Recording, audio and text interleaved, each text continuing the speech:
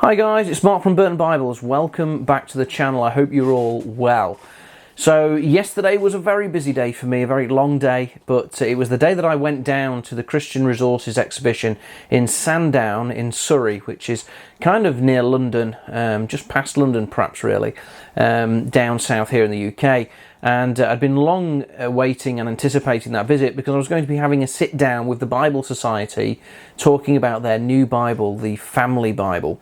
We managed to have that, and this is the interview that I am posting here today. So again, the sound, we were in a large open area with some noises, exhibition noises going on, but I did actually manage to use the audio from my Zoom recorder, and I think that came out pretty well. So I hope you enjoy this interview. It's fascinating for me. It was a fascinating day. I had some really encouraging conversations with people, with Christians involved in some fantastic projects around the UK, around the world even. And so there's a lot of people out there doing some really great work, involved in some really good initiatives. So I might put some details about that on some of my social media platforms, just so you guys can check that out, and I'll leave some links perhaps in the description of this video for you to check out a few of those projects. But here's the interview with the Bible Society, and I hope you find it interesting. There will be a video review coming up for the Family Bible very soon on the channel as well, so do subscribe to the channel so you get these videos come up in your feed. Thanks guys, take care, God bless, we'll see you soon, bye. So guys, I'm sitting down with the Bible Society and Youth for Christ this afternoon. We're at the Christian Resources exhibition in Sandown, and we are looking in particular at their new Good News Bible, which is the Family Edition. We've just come out of a seminar where we've been learning a little bit more about this Bible, and I have to say I'm really impressed with what we've seen so far. So I thought we'd sit down with Jack and with Lou, and we'll first of all ask them just to tell us a little bit about the Bible Society and perhaps a little bit about Youth for Christ before we look in particular at this Bible. Jack, do you want to start? Yeah, absolutely. So at Bible Society, our primary mission is that we want to make the Bible available to every man, woman and child, and that is because we believe that when people engage with the Bible, their lives can change for good. So I'm part of the publishing team that's there, although there are lots of different facets to Bible Society and lots of different projects we're involved in. But yeah, for the last 3 years, this has been something that, as a publishing team, we've been working on in partnership with Youth for Christ, and also with support from a lot of other family-focused organisations as well. And this is really about us trying to create Bibles that are very specific, very targeted, and actually are designed to be engaged with by a very specific audience. So obviously, as you've already seen with the Youth Bible, this was something where young people were actually involved in the development to, give us the ideas and share their insights as to what they would like in a Bible, and it's exactly the same with the Family Bible as well. Fantastic. Great, thanks for that, Jack. Lou, do you want to say a little bit about Youth for Christ? Yeah, so Youth for Christ are an organisation that work nationally with young people 11 to 18. We also work with 7 to 11-year-olds. There's loads of different kind of areas of Youth for Christ, but we're really passionate about seeing young people's lives changed by Jesus. And so we do that through mission events, we do that through working in schools, in prisons, we do that through youth workers all over the country, but the area that I work in is resourcing the church and resourcing youth workers, family workers, children's workers to engage with children and young people and families, and my role in particular is called the Families Coordinator. Okay, excellent. Okay, I'll probably put a link to both of the websites in the description on the video, so you guys can go there and check out exactly a little bit more about both of these fantastic organisations. So we have the Family Edition of this Good News Bible.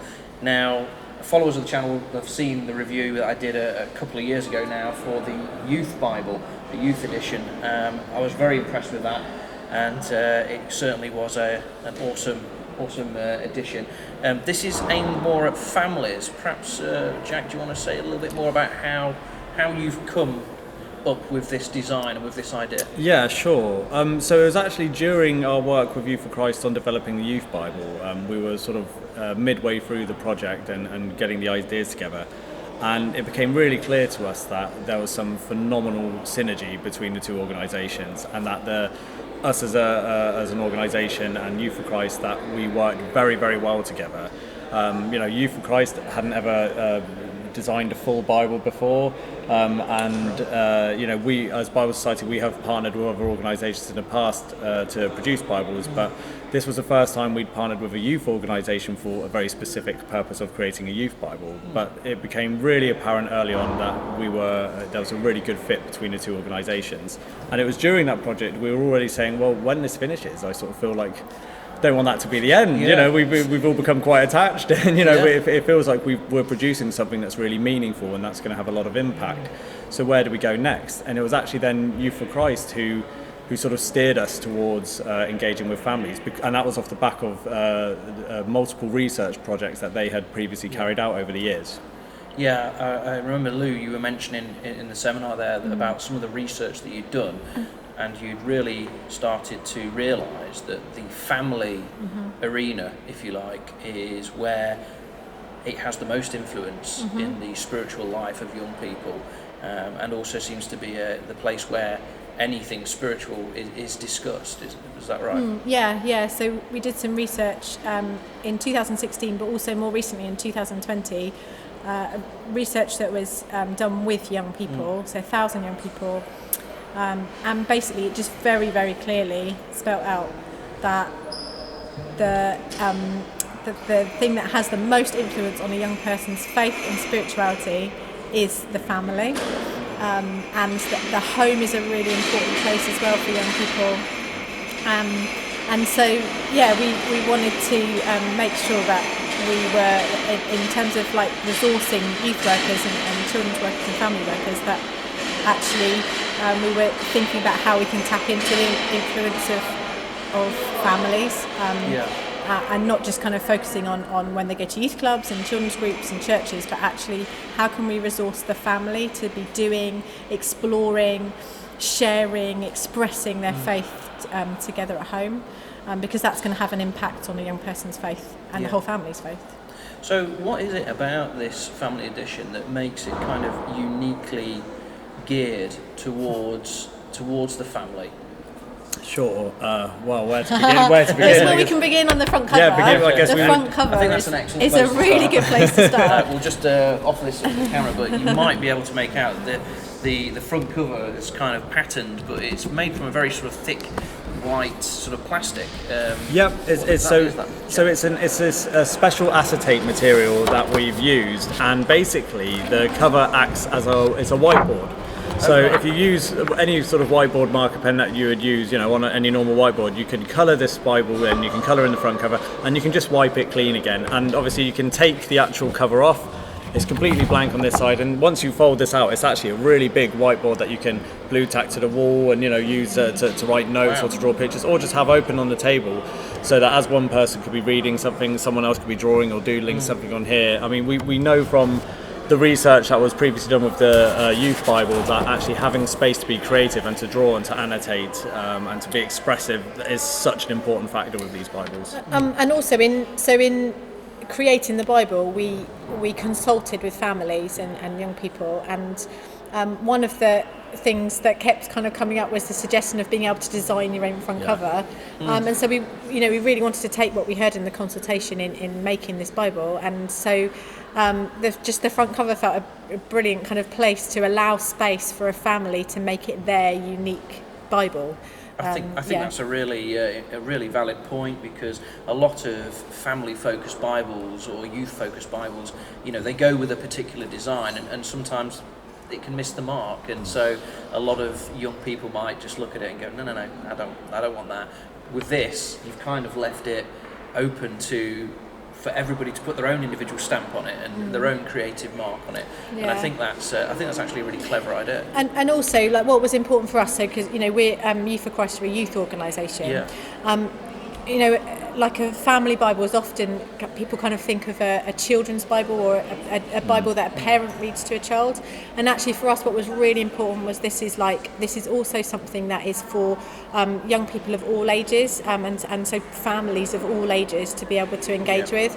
And so for us, like designing something like this, we feel it's great for like younger kids to be able to colour in, but actually also it really appeals to older young people as well. We didn't mention this in the seminar, the what the design actually represents. Yeah. And so this isn't just these aren't random markings. This in itself is essentially showing the map and journey of a family engaging in the Bible, because it's not a straight line going through the Bible, as we know. It takes you all over the place. Sometimes you're going forwards, sometimes it feels like you're going backwards, sometimes you have to re-go over lines you've already, paths you've already trodden. But the idea that it's not a linear journey, that once you engage with the Bible, it's going to take you all over the place. Yeah, it's kind of got a touch of the London Underground. Yeah, well, and it's so it's like discovery journey, but also messy. And so when somebody colours it in, they don't have to colour in the lines or those lines, because like family life is messy, and engagement with the Bible doesn't need to be all sort of like neat and perfect and stuff. It can be messy and take into the fact that family I remember when I was a child, my Sunday school used to have colouring in sheets, and I used to dread doing the colouring in sheet because it wasn't neat. I didn't, and of course they'd have a prize, and the neatest one won. And of course I was never in the running for. So will we give you permission to like go over the lines? Yeah, you can totally go over the lines. You can scribble all over. Yeah, this is definitely going to get some use in our house. And to be honest, the idea of mindfulness and doodling and colouring in and journaling seems to be something that's grown in popularity over the last few years, and so I think that's a really smart idea as well. Well, it's not just young people like to colour in. I mean, just have to look at the popularity of journaling Bibles in general. I mean, it's something that resonates with any age group, really, doesn't it? So, no, absolutely. Yeah, it's another tool to draw young people in, I suppose, more into the scriptures, and to actually engage in what they're doing and to keep their attention and offer them a way of engaging with it that perhaps isn't the de facto sit down and listen, or etc. So if we go inside, then what can we expect when we open up this Bible? Wow, it's so nice to be able to actually share this with people now. It is very, very cool. It is really lovely. Yeah. Well, there is. I mean, like first off, there's QR codes. So all throughout the Bible there is little codes that you can use your phone. So you'd get your phone and pull up the camera, and you just place it over the QR code, and that takes you to some videos that families can sort of gather around and watch together. Videos that kind of explore maybe some of the more trickier bits of the Bible, some of the issues that maybe families find a bit more difficult to explore in terms of the Bible, and gives them kind of like a bit of a place to start, a bit of discussion starters around them. That's cool. So there's a multimedia element there is a to this as well, which again is a really cool thing, because kids like screens. We knew, again from the youth Bible, we knew that having some really good quality video content to go alongside this, there's lots of different types of interaction in this, but we know that there's going to be having video content and having something visual is going to be really important for a huge number of people. And so there's 26 supported videos that will actually at different points that will help you unpack some of the tricky topics, as Lou said. But actually that's just one type of interaction in this Bible. Okay. So as we go let's through the pages, there's a section, I think it's after the timeline. So there's loads of. So there's a nice timeline of the Bible there's a story timeline, here, so here. which is very cool. So there's over 400 interactions printed throughout the Bible, and these are based on 5 different themes of think, chat, do, create and watch. So the 26 videos that we've already mentioned, those are the watch interactions. Right. Yep. Okay. But then as you can see, there's these little icons that these feature throughout the Bible to tell you what kind of interaction it is. So some of us, we may like to read a passage and then reflect on it, pray on it, think about it, and that's how we process it, that's how we unpack it. Yeah, certain people are more kind of like to think about things. Absolutely. More, yeah. But other families might find that they want to read a passage and then, let's say, debate about the meaning of the passage and what it means to them, and have more of a sort of vocal conversation. Means, yeah. And also, you know, especially actually we see this with, and this, I think this may have been in the Youth for Christ research previously, the Gen Z rethinking culture, that the Gen Z in particular are quite action orientated. They're quite activist in the way that they approach things. And so we really wanted to make sure that some of the interactions in here were very much action orientated and aimed at sort of encouraging families to live out the values of the Bible by demonstrating those values, you know, in their communities and outwardly. You know, whether it's an interaction that says, you know, to think of someone you're concerned about might be lonely, and to reach out to them, to make contact with them, to write them a note, to write them a letter, to send them something. But it's all about trying to actually not just read the Bible, but to actually live out its values. So there's chat ones where you can have a discussion and have a debate about a particular topic, but there's also do ones, so actions, where the passage will ask you to actually go out and do something effectively. Yeah, absolutely. Right. And then the final one as well is create. Throughout the Bible, as we actually go into the text itself, there's a huge amount of free space, which is designed just to be filled in as people see fit. Yeah, there's quite a sort of a big area of the page that can be used for doodling. I mean, my boys love to doodle. They've filled just notebooks and notebooks of crazy doodles. So that could be an area where they could just sort of do something while we're discussing the scripture or reading the passage. Absolutely, and I know there will probably be people who see this who still feel a little bit nervous about writing and drawing in a Bible, and I know that you know, and this is actually why, you know, for those people there is this whiteboard. If you don't want to draw in it, you don't have to draw in it. You can just draw on this whiteboard and wipe it clean. It's not a problem. And also, you will be able to download a lot of the interactions from the web page, so that you can print them off for free. And you can sort of, maybe you've already done it in there and you want to do it again, or maybe you've got like lots of you that want to do it, and so there'll be that option as well. So absolutely. So if you visit gnbfamilyedition.com, that will take you to the host website where you can find loads of free resources. You don't even need the Bible to access them. You could go on there right now, download a load of word searches, printable posters and resources. All of the videos that feature in this Bible are there. They're free to use as well. So for example, if you're part of a church group and you want to start looking at the videos and using them in your church, you can go and do that right away. That's brilliant. But like going back to what you were saying, what we do want to sort of try and encourage that this is your sort of household Bible. We want you to put your stamp on it. It's unique to your family. So we are sort of encouraging there to be this like real proper hands-on, like putting stuff in the Bible so that you can sort of like, you know, in a few years' time you can sort of look back on it, and it's like it's a map of your family's faith journey. Like a snapshot, if you like, of where you were at that time. Absolutely. And for those of us with multiple children, it would be interesting to revisit it and see. Look, you can see where Mike has put something in. I can see where Jacob's done that. You know, I can see where Pippa's done that. Exactly. These are all my children.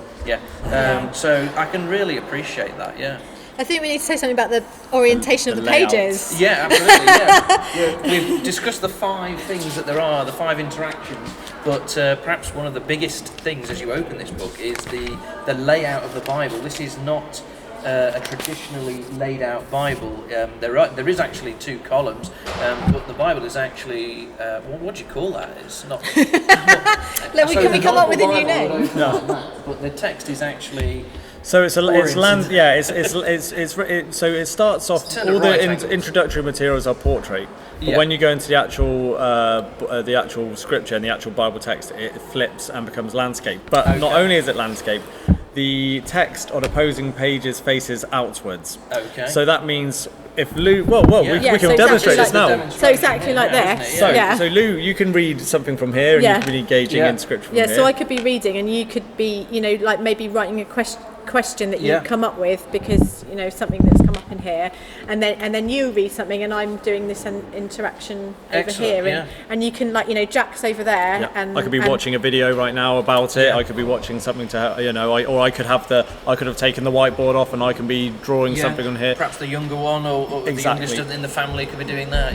I think the idea really is that this isn't a Bible that is one person using it and dictating it to other people. Yeah. This is something that actually everyone can be involved with at the same time. You can all be taking part in different elements of it. So I use the example of my daughter. If I was to try and read Genesis to my daughter and just say sit there and listen to it, she's 7, it's not going to happen. No. But if I'm reading it and on the opposite page I say, why don't you draw a garden, while I'm reading about Genesis, why don't you draw, as you're hearing words that make you think about a garden, why don't you start drawing that? That's it, she's locked in, because that's meeting her in her space. She likes to draw, she loves to colour in, that's the thing that she's going to be interested in. Absolutely. I think as a parent, I mean, I suppose this is particularly pertinent for parents perhaps, you know your children and you know what they're going to like, and you know what's not worked in the past, and perhaps how they operate and how they learn. So I think there is you've kind of covered all of the bases. You've actually just hit on a really important point that we would want people to understand, which is that you know your family. Yeah. You are the expert on your family. Yeah. And I think so many, one of the obstructions that people have in terms of reading the Bible at home is that they don't feel qualified and they don't feel confident, and they feel like there's bits of the Bible that I don't fully understand, or that I question, or that I'm not comfortable with. So how am I supposed, when my child then starts asking me these tough questions and I don't know the answer, what am I supposed to do? And actually the whole point of this is to say that you don't have to be some kind of learned theologian to actually engage in the Bible. That this is not here to actually try and prescribe you to any kind of answer. It's here to help your family find your own rhythm in how to engage with the Bible together. Whether you like to sit there and watch films about it, whether you'd like to all draw something and then talk about it, or read and reflect. There's everything in this Bible to try and facilitate Bible talk at home. Yeah. And another important reason for doing this is that we really want to make sure that every member, all ages, are kind of their engagement with the Bible is just as valid as another member. So it's not like I'm reading to you and you're learning from me. Every single person's kind of contributing. They're contributing. They're not just consuming. But they're also kind of shaping Bible engagement. Yeah, no one's excluded, sort of thing. Everyone's captured. It's all valid. And actually, which means that nobody has to be an expert, because we're all learning from each other. Yeah. No, I think that's really cool. Yeah. So each book has this introduction, and they're all laid out very similarly, and